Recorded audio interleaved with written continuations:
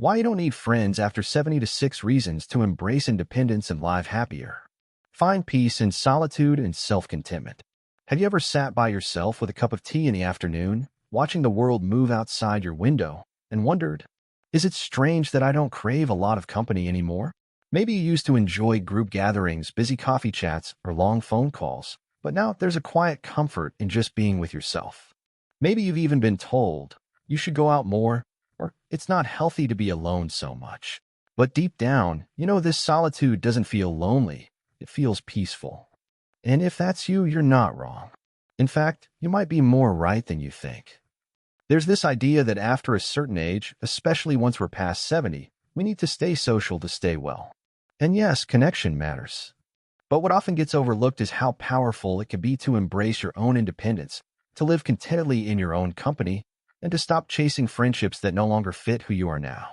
Because here's a gentle truth many people don't say out loud. Not all friendships are meant to last forever. Some relationships serve us in certain seasons of life. They grow us, support us, teach us, but then they fade. And that's not failure. That's just life unfolding. After 70, something beautiful begins to happen. You begin to see things more clearly. You stop needing constant validation. You stop bending yourself to be liked or accepted. And in that clarity, you may find yourself naturally drawing inward, not in isolation, but in peace. Because you realize, finally, that being alone doesn't mean being lonely. It can mean being free. Free from the pressure to explain yourself. Free from the noise of small talk. Free from drama, comparison, or trying to keep up. It's a time when the heart asks for deeper things: stillness, truth, calm, and meaning.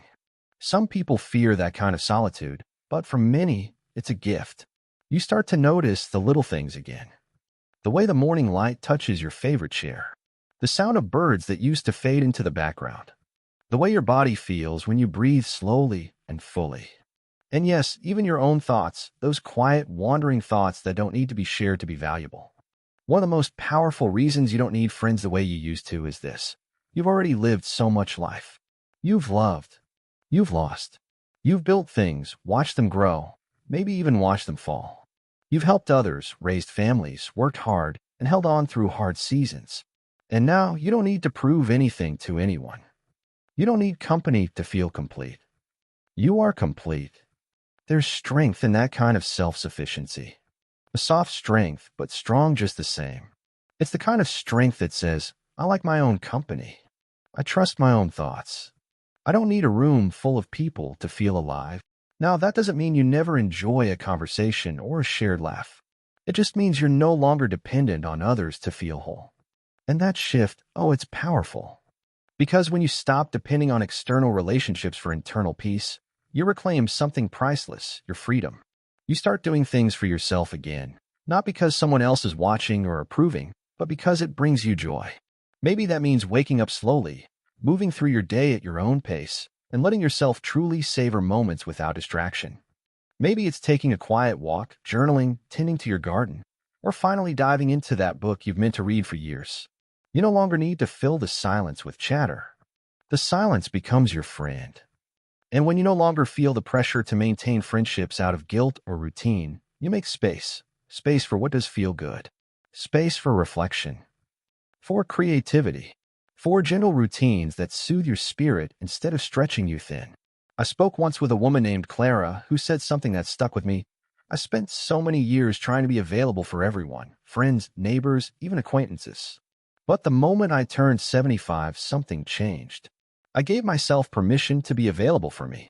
And when she did, she said, I never felt so free. I still love people. I just don't need them the same way I used to. And that's not sadness. That's peace. That kind of shift can be misunderstood by others, especially younger people who equate social activity with happiness. But the older you get, the more you realize true happiness isn't noisy. It doesn't always come from groups or gatherings. Sometimes it comes from within, from finally listening to your own rhythm, your own needs, your own heart. So if you find yourself spending more time alone lately, and it feels good, honor that. Don't let anyone make you feel like solitude is something to be fixed. For many people over 70, it's the very thing that heals. Of course, if you feel lonely and long for connection, that's valid too. But if you feel content, grounded, and at peace in your own presence, that's a victory worth celebrating. You've arrived at a place many people strive for all their lives, the ability to be whole without needing to be surrounded. Let's keep going because there are more powerful reasons why independence, not loneliness, but true emotional independence, can make life after 70 even more fulfilling. So, we've talked about how embracing solitude isn't about loneliness, it's about freedom. It's about finding peace in your own company and feeling complete without the need for constant social approval. But let's explore more deeply what this independence can truly mean for your happiness and well-being. One of the most beautiful things about stepping into this kind of independence is the gift of time, your time, fully your own. When you're no longer tied to keeping up with frequent social plans or managing expectations from others, you suddenly realize how much more space there is in your day. And not just space for activities, but space for rest, reflection, and just being. Imagine waking up and choosing exactly how you want to spend your morning without feeling pressured to meet someone else's schedule or keep a social calendar. Maybe you want to linger over your breakfast, savor the quiet moments with a cup of coffee, or take a slow stroll in the fresh air. That kind of freedom is so underrated but incredibly precious. And it's in those unhurried moments that you reconnect with yourself. You start to notice your own rhythms again, what energizes you, what drains you, what truly brings a smile to your face. You might find that you enjoy simple pleasures more deeply, like reading a book, listening to music you love, or even just watching the changing seasons outside your window. One friend I know, Paul, shared with me how after turning 72, he began to decline many social invitations, not because he was lonely, but because he wanted more time to write. Writing was a passion he'd set aside for years while he was busy with family and work. But now, freed from the constant social hustle, he was rediscovering a joy that had been waiting patiently for him all along. And here's the thing, when you do what truly nourishes you, you shine in a way that draws people in naturally. It's not about forcing connections or filling every empty hour. It's about being so fully yourself that relationships, when they happen, are more meaningful and authentic. Another powerful reason you might find less need for friends after 70 is that your sense of self becomes stronger and less dependent on others' opinions. Over the years, you've gathered wisdom, faced challenges, and learned lessons that have shaped who you are. That's a treasure no one else can take away. When you truly know yourself, you don't crave constant reassurance or approval. You're less swayed by drama or gossip. You can choose your relationships more carefully and even decide to step away from those that no longer serve your peace. It's common to hear stories of people who, after 70, start to shed the friendships that felt obligatory or draining. Maybe you've experienced that too. A once close friend who no longer shares your values or energy, or social circles that became more about routine than genuine connection. Choosing independence means honoring your emotional boundaries. It means recognizing that your time and energy are valuable. And sometimes that means saying no to invitations or relationships that don't nourish you. I recall speaking with Margaret, who told me, "I used to feel guilty for not going to every gathering or keeping in touch with every old friend. But after my 70th birthday, I realized I had permission to choose peace over people-pleasing." She found that focusing on herself, her hobbies, and a few close family members brought her more joy than spreading herself thin trying to maintain every connection. And here's where it gets even better. When you're comfortable and confident in your own skin, you naturally attract the right kinds of people into your life. Not out of neediness or fear of being alone, but because you are grounded and whole. This kind of independence also opens up space for deepening your relationship with yourself, your best and most reliable companion. You've been with yourself through every triumph and trial. You know your strengths, your quirks, and even your fears. Embracing solitude gives you the chance to nurture that inner relationship with kindness. It's in these quiet moments that self-respect grows. You start treating yourself with the same care you might have once reserved only for others. Maybe that means setting gentle routines, like a morning meditation, a walk in nature, or simply spending time reflecting on what brings you joy. And when you love and respect yourself, it becomes easier to let go of the need for external validation. Your happiness becomes more stable because it's rooted inside, not swinging with every interaction. Of course, I want to be clear, it's not about cutting yourself off or shutting the world out. It's about finding balance and honoring your needs without apology. As you lean into your independence, you may also notice a shift in how you view connection. Instead of focusing on quantity, you might prefer fewer, deeper interactions. A meaningful conversation with a family member or a neighbor can feel far richer than a large social event. You might discover joy in joining a class, a group, or an activity that genuinely interests you, not because you should socialize, but because it sparks your curiosity and happiness. That's the freedom that comes with embracing your independence after 70, choosing your moments, your people, and your pace. And in this space, peace blooms. As we come to the last part of our conversation, I want to gently share some of the final reasons why embracing independence after 70 can bring you a deeper kind of happiness, one that isn't tied to how many friends you have, but to the peace and fulfillment you carry inside. By now, you've probably noticed that living without the constant need for social validation opens up space for something rare and precious, true self-acceptance.